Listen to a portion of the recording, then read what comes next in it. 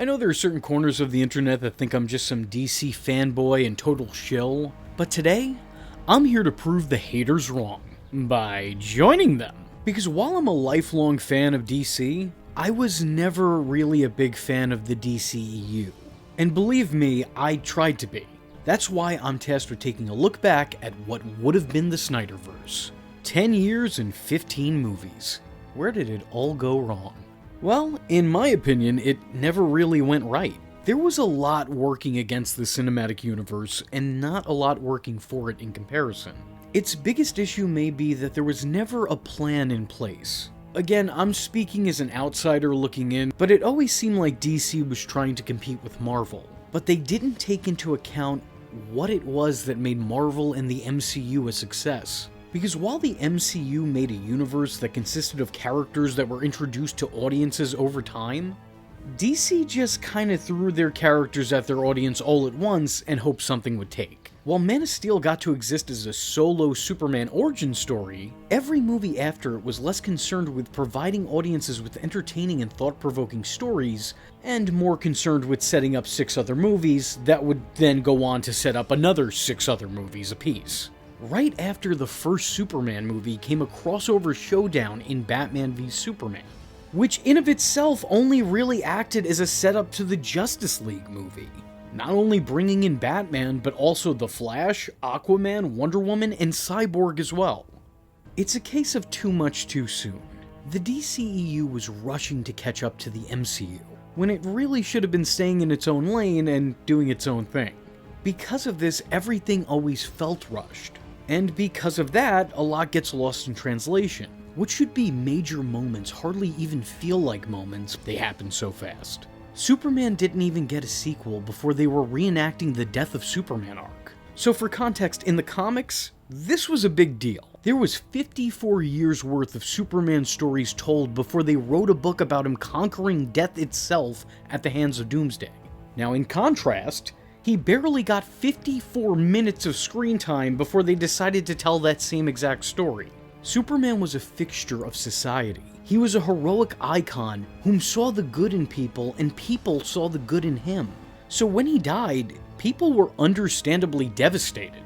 Here he's barely interacted with the people of Metropolis before he passes in front of them. We've hardly seen him save or even speak to a pedestrian.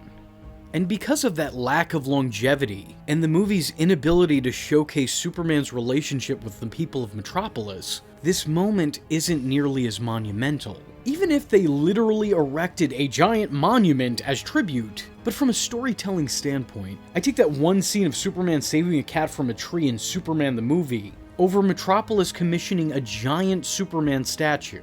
I think it does a way better job of showcasing Superman's relationship with the people that he protects, and shows that it is an actual relationship and not just a parasocial one. The Christopher Reeve movies show that people admire Superman like a god. The Henry Cavill movies have people literally worshipping him like one. Anyway, back to the point at hand. The studio's inability to pace itself and tell one story at a time severely impacted the importance of these stories as a whole. It seemed like nothing ever mattered because the only thing that did matter was profit. To me, nothing in the DCU ever comes off as sincere. There's not really a powerful story arc there. It definitely puts the cinematic in cinematic universe. Aesthetically, at times it can be awesome, if not a touch too dark. But there's some really strong visuals. Some that resonate, and some that really highlight the characters in ways that I haven't seen movies do before. But we never got to know anything about any of these characters before more were brought in and asked to share screen with them. Everyone seems so nondescript and interchangeable, and in the rare instance that you do get to know more about these characters, you still wish that you would have known less because they are nothing like the characters from the comics. Listen, I know changes are made in adaptations, but when the changes that are made go against what the very character stands for, it's not a good adaptation. Subverting expectation is not a triumph in of itself. You can't just go against the grain and expect to be celebrated. When making changes to an established character, these changes should still feel in character. Your vision shouldn't obscure the source itself. It should stay somewhat within the spirit of the original. Here, the icons of DC aren't even identifiable in the DCEU. Who they are is so far from who they're supposed to be that they don't ever come across like the characters that they're dressed as. It has all the authenticity of a fan cosplaying at Comic-Con. No, I'm sorry, that's actually not true. Those people would probably be a lot more in line with the characters they're in costume as. This has all the authenticity of your friend at a Halloween party. Superman, who is supposed to be the symbol of hope, seems to be void of it. No one stays good in this world. That line is the literal antithesis of the character. Superman doesn't give in. Superman doesn't give up.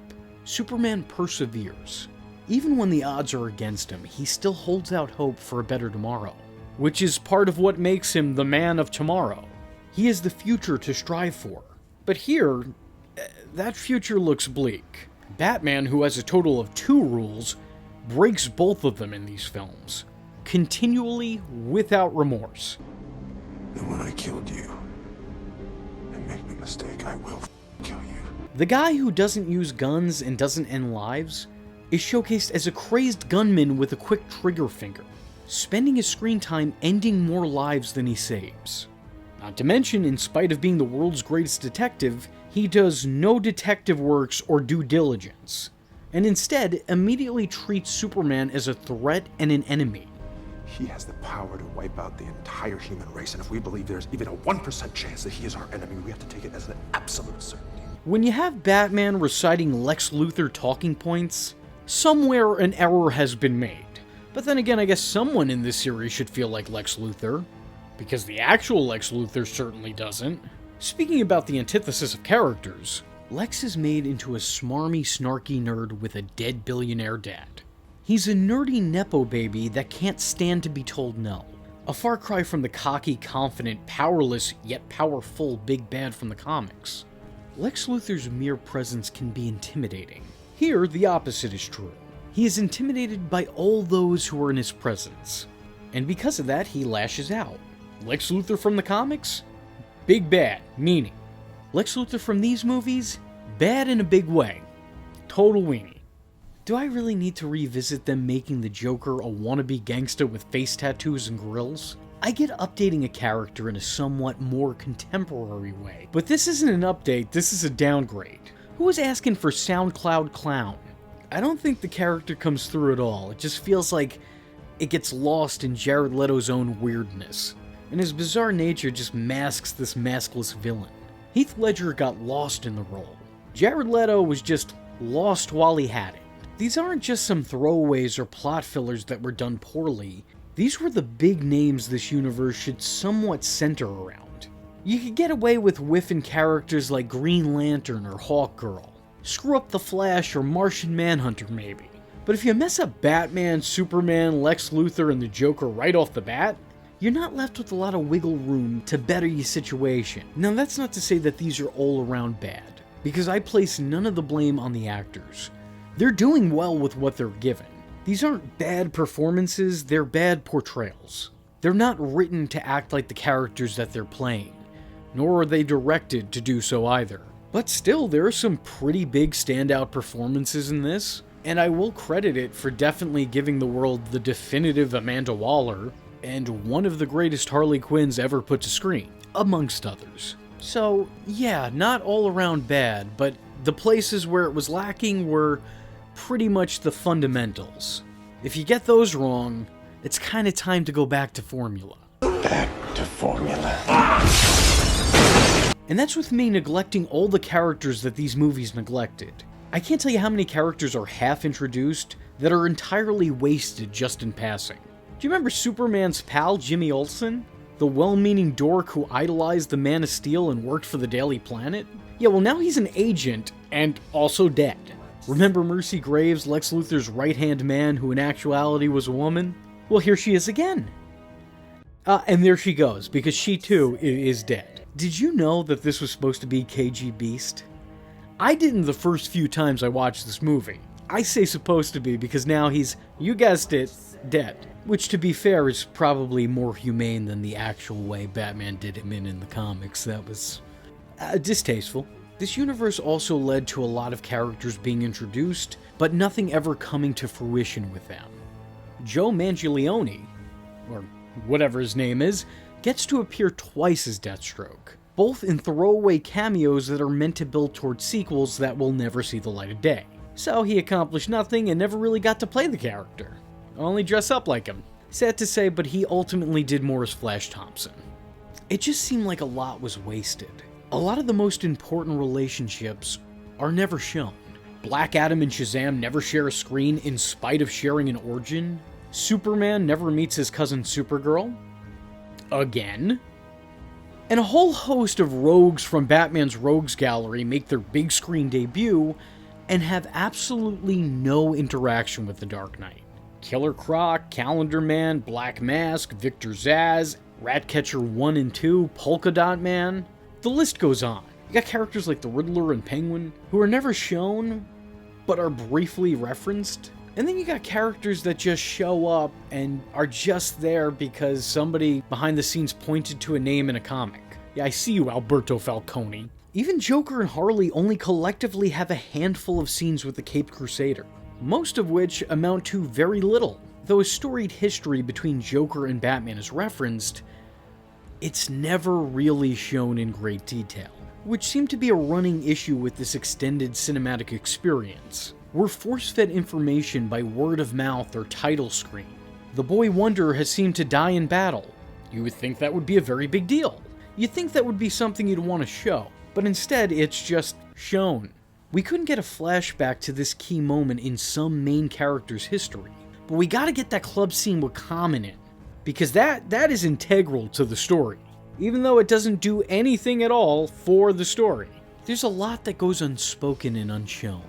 In Batman v Superman, we find out that Lex Luthor is setting Batman up to face Superman, kickstarting the whole plot. But how does he learn of each super's secret identity? No idea. Never mentioned. How does he learn of Bruce Wayne's lengthy crime-fighting career, including the death of his sidekick and ward? Don't know, never said. Just accept it. Because this line of films was so focused on continuing the franchise, it was constantly setting things up that didn't pay off. Remember Black Adam about to collide with Superman? Never gonna see that conclusion. How about Batman being replaced by Batman? Who cares? Mastermind showing up means nothing?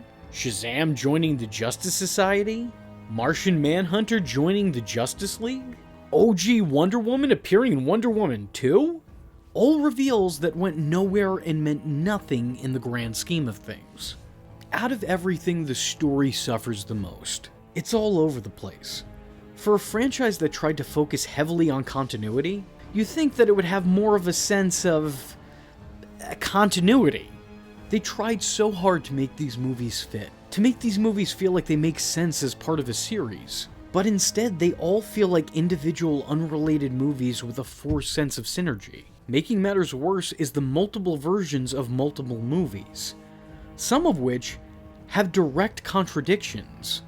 Sure, Batman v Superman had an extended version, but Justice League has two completely different cuts that share some scenes, but overall are completely different stories. What was and wasn't canon confused mainstream audiences, and is even the subject of debate amongst fans still to this day, with the studio deeming that the initial Justice League movie made by Joss Whedon was still the established canon, whereas the filmmakers would continue to reference Zack Snyder's version of events in future installments. So, I don't know, figure that out.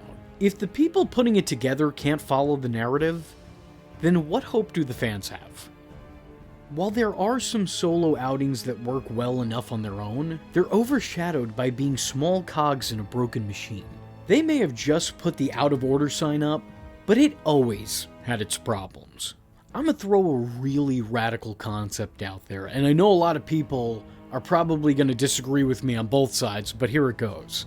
I truly believe if this movie universe, specifically the films that were put together by Zack Snyder, or had attached themselves specifically to Snyder's vision, were to have created their own sort of pocket universe, or something of an Elseworld timeline. You know, think like movies like The Joker and The Batman. I think if that's what this was, it would be viewed somewhat more favorably today. Let me explain.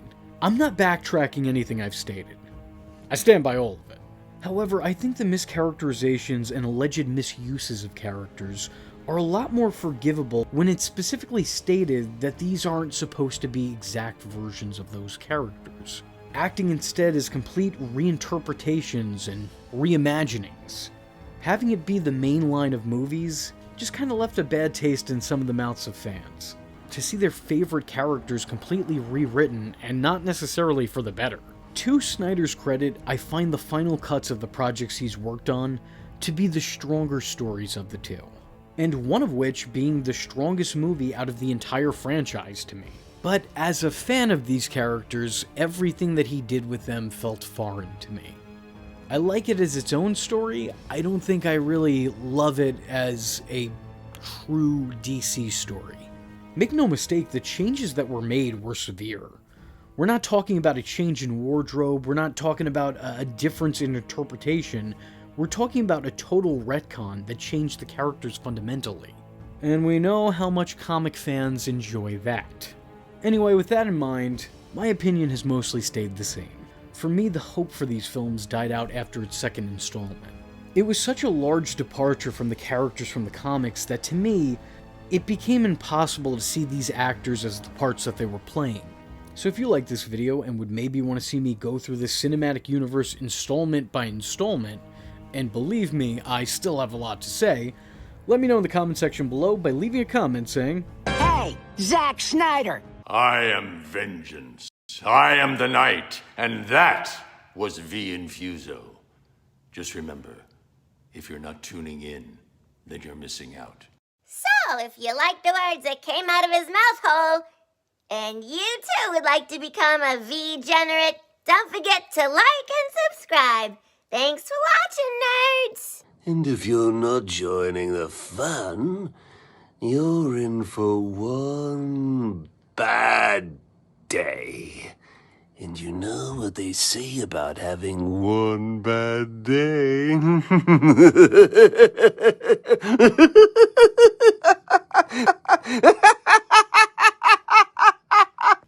Catch him next time. Same bat time. Same bat channel.